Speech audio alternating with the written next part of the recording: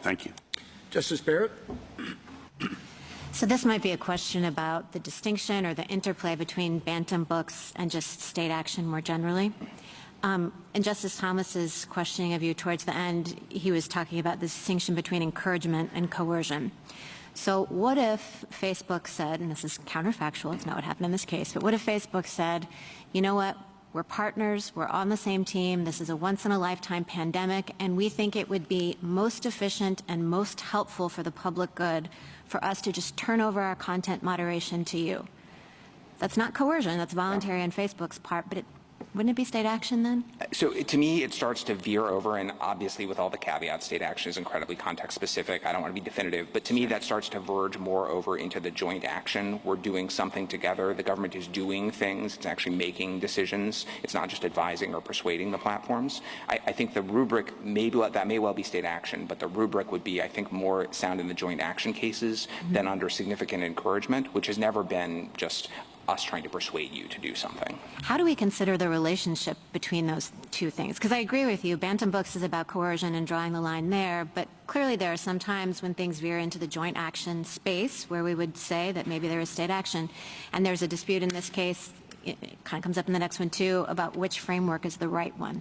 What advice do you have? Yeah, so again, I think if I were the court, I would want to be cautious about making too definitive pronouncements. I would say that here what's challenged is the persuasion, exhortation, bully pulpit, provision of advice, provision of information, and that when those things are at issue, the main yardstick is going to be bantam books. The main concern is going to be, have you crossed the line from just really trying to persuade to trying to threaten, and that bantam is the right way to draw that line. I think there are a lot of different amicus briefs from a lot of different parties, like the Chamber, Net Choice, they all agree that's the right line in this context. I think you could reserve and say it'd be a very different question if you're talking about the government and the platforms acting together, turning over operational control, integrating their operations. That's a different case. It might present hard state action issues, but it's just really not the kind of issue here. And not alleged here. Exactly right, okay. Yeah. My other question is about the findings of fact and clear error. So you were pretty insistent with Justice Kagan that we really, to address this standing point, don't have to review any of the district court's factual findings for clear error.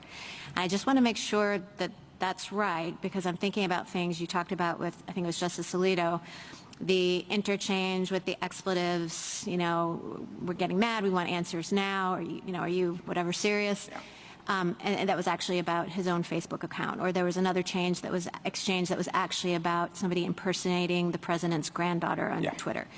So if the lower courts, which I think they did, kind of conflated some of those threats with threats that were designed to be threats related to the pandemic and that kind of suppression, wouldn't that then be clear error, or do you think that's application of facts to law, or what? So I apologize. I didn't mean to say that there's no clear error here at all. I just meant to say it would be findings of historical fact. And I think the ones that those count. And those count. Those do get clear error review. But I think we pointed out places on the salient ones where they just are clearly erroneous. They're just demonstrably inaccurate in the two cases that you just identified. So there we might agree clear error applies, but to the extent that the lower courts were suggesting, and really more the district court than the Fifth Circuit, but a little bit the Fifth Circuit too, that things were said to speakers that weren't said, that the press secretary said words she never said, our argument there would just be that those are clear error. So in considering traceability, you would say that maybe there are some things that we would review for clear error because the erroneous, assuming that you're right, the erroneous conclusions about traceability depended partly on factual errors and then partly on